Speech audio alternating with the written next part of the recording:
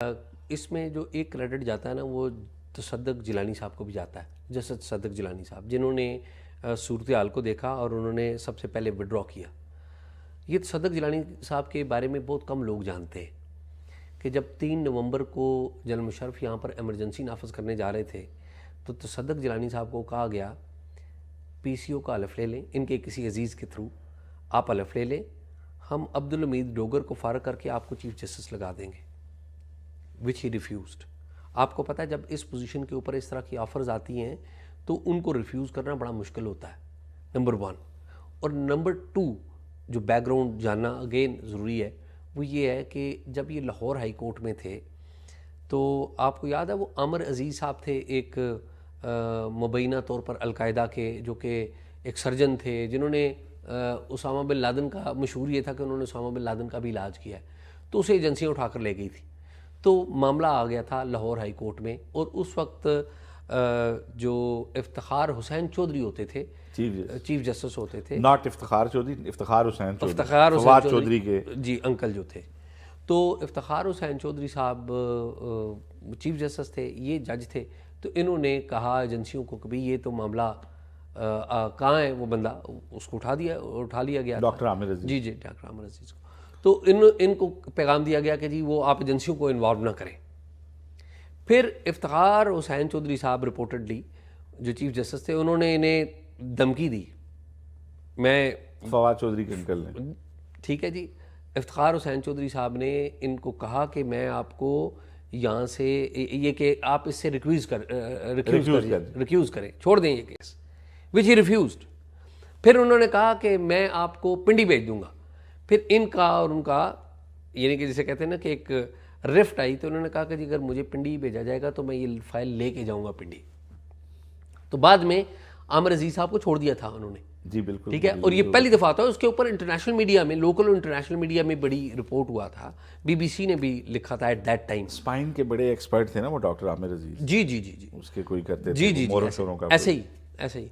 तो ये सूरत हाल है कि ये तसद्दुक़ जिलानी साहब ने भी अच्छा काम किया। अभी सुप्रीम कोर्ट ने एक दुरुस्त समत लिया है विच शुड बी अप्रिशिएटेड, और वी होप कि इस चीज़ को एक लॉजिकल एंड पे लेके जाए। और ये यहाँ पर ये बात भी बड़ी ज़रूरी है कि ये लड़ाई झगड़े से मामला हल नहीं होगा, ऑब्जेक्टिविटी से हल होगा। ये जिन पे इल्ज़ाम है उनसे भी आपने बात करनी है, और जो शिकायत जहाँ से आ रही है और जो शिकायत है ज़ाहिर को वजह है तो इसलिए शिकायत है ना, इस शिकायत का सद्देबाब करना है ताकि मुदाखलत वो लोग ना कर सकें। और एक लास्ट जो वर्ड है ना सर वो ये है कि बहुत अच्छा होता अगर चीफ जस्टिस पाकिस्तान इस पे सारे जजेस को बिठाते। आइडियल बात। देखें इसमें फिर वो ऑब्जेक्शन और ये भी शायद ना आते, क्योंकि जब सब जजेस अभी इसमें कि जी प्रिंसिपल सीट पे जो मौजूद हैं तो बेंच 2 हफ्ते बाद वापस आ जाते हैं, कोई इसमें हेस्ट वाला काम नहीं है।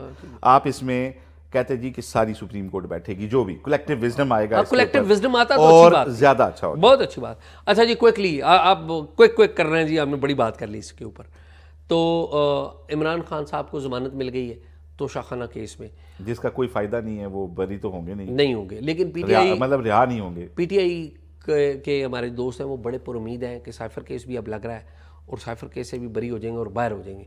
इमरान खान साहब के ऊपर तकरीबन 60 से ज़ायद तो इधर इस्लामाबाद में मुकदमात हैं, बाकी छोड़ दें तो मेरा नहीं ख्याल कि वो खान साहब अभी बाहर आएंगे। वो ता हद नज़र बाहर आते हुए अपेरेंटली लग नहीं रहे, ठीक है। अगर मेरी बात पे इख्तलाफ है तो बताएं। नहीं, पाकिस्तान का जो कानून निज़ाम कानून है, इसमें अगर ताकतवर लोग आपके से नाराज़ हों तो आप कभी भी बाहर और वो तभी आप बाहर आएंगे जब वो आपसे और यही निज़ाम के ऊपर जो कंट्रोल है ना लोगों का, इसको ख़त्म करने का ये केस है जो सुप्रीम कोर्ट में है। तो अच्छा क्विकली यार वो लड़ाई करा दी आपने है? नहीं लड़ाई मैंने नहीं कराई। नहीं आप करा रहे मुसलसल, आप मुझे लग रहा है वज़ीर दाखिला साहब के बड़े सख्त खिलाफ है। ऐसी कोई नहीं, ये बड़ी ज्यादती कर रहे हैं आप। ये मोहसिन नकवी साहब बड़े अच्छे वज़ीर दाखिला है हमारे यार, मतलब देखें तो ये क्या आप लड़ाई करवा रहे हैं? अच्छे का तो अभी थोड़ा सा अर्ली होगा कि नहीं यार, मतलब अच्छे आदमी है यार हमारे, आदमी अच्छे होंगे, इसमें मुझे कोई वो नहीं है। लेकिन मसला ये है ना, देखें वो अभी तक इस बात को नहीं समझ पा रहे कि अब वो एक सियासी हुकूमतों के साथ उन्होंने यार समझ पा रहे हैं या नहीं मुझे बताएं सारी सीधी बात। मैं सीधी बात पे आ रहा हूँ, मैं वही बताने लगा हूँ। देखें अब उन्हें सिस्टम में जब आप चलते हैं, पहले आप टीम लीडर थे ना आपके, और यार छोड़े अब आपने नहीं, अब उन्होंने क्या किया देखें ना, अब ये एक मामला हुआ था कि अब सेक्रेटरी दाखिला जो हैं वो आगे हैं उनके शहबाज शरीफ साहब के चॉइस के, ठीक है यार, पता नहीं किसकी नीचे चॉइस है, वैसे मैं बता रहा हूँ, मैं यार नहीं है ना उसकी चॉइस की, मैं आपको मालूमात दे रहा हूँ। क्या वो नहीं है शहबाज साहब किन की चॉइस है वो जिसकी भी चॉइस है शहबाज साहब की नहीं नहीं, लेकिन सेक्रेटरी दाखिला की तो वजीर दाखिला की तो नहीं है ना, ठीक है, तो मैं वही कह रहा हूँ ना, वो दूसरी साइड से आगे। अब आईजी इस्लामाबाद के लिए जिस बंदे का नाम मोहसिन नकवी साहब ने पुट किया वो हैं अली नासिर रिजवी। बिल्कुल ठीक। वो डीआईजी ऑपरेशंस लाहौर हैं और लाहौर में चीफ एग्जीक्यूटिव हैं मरियम नवाज शरीफ साहब। लाहौर नहीं, पंजाब में यार, मैं आपको बराह रास्त बता रहा हूँ कि लाहौर शहर में बैठ रही है ना, तो चीफ एग्जीक्यूटिव तो पूरे सूबे की है, नो डाउट वजीर आला हैं। अब यहाँ पे जब उनका ऑर्डर इन्होंने यहाँ से करवाया तो वहाँ पे मरियम नवाज जो हैं वो, क्योंकि लाहौर का और वो सारा आपको पता है कितना मुतहरक वो काम कर रही हैं, तो उन्हें बताया गया जी आपका यहाँ से जो मेन बंदा है लॉ इन्फोर्सिंग एजेंसी का वो तो इस्लामाबाद जा रहा है। तो उन्होंने कहा जी किधर जा रहा है, किस तरह जा रहा है? उन्होंने बताया जी नकवी साहब। उन्होंने कहा जी ये किस तरह जा रहा है, ये तो इधर काम कर रहा है, ये तो ऐसे नहीं जाएगा।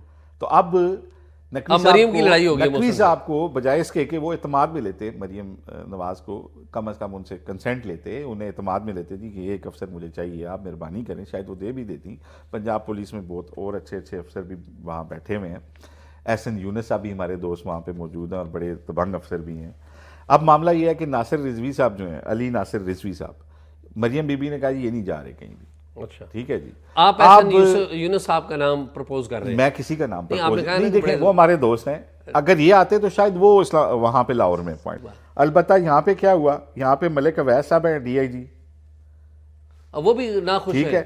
नहीं, उन्होंने डीआईजी हैं, उन्होंने जनाब अली ये 29 कामन के हैं, जबकि अली नासिर रिजवी 31 कामन के हैं, ठीक है। उसके बाद 30 कामन के भी हमारे पास हसन रजा खान है, डीआईजी हेडक्वार्टर हैं, और शुएब जहाँबाज हैं सेफ सिटी में। ये तो इन तीनों अफसरों ने कहा जी हमें फिर छुट्टी दे दें अगर आप हमारा जूनियर अफसर लगाएंगे। तो इस्लामाबाद में नकवी साहब ने जिस अफसर को, उन्होंने ये भी नहीं देखा नीचे कौन कौन अफसर ऑलरेडी मौजूद हैं, किस रैंक का अफसर मुझे यहाँ लगाना है, आईजी है पूरे एक यहाँ की हिरारकी। बिल्कुल ठीक। तो अब मामला एक और डेडलॉक हो गया। अब नकवी साहब और मरियम बीबी आमने सामने हैं, ठीक बात। ये कह रहे हैं जी मुझे अफसर चाहिए, वो कह रहे हैं जी कैसे चाहिए, इधर काम कर रहा है, परफॉर्म कर रहा है, मेरी टीम का हिस्सा है। Very good. आप टीम बनाने जा रहे हैं, मेरी ऑलरेडी टीम बनी हुई है, ठीक बात। तो आप देखें कि इसका क्या नतीजा निकलता है। आसिफ जी आपने बहुत प्यारी खबर दी है और बहुत अच्छी खबर दी, आपने फिर लड़ाई करा दी है, लेकिन चले लड़ाइयाँ होती रहेंगी, यार आप समझते हैं मैंने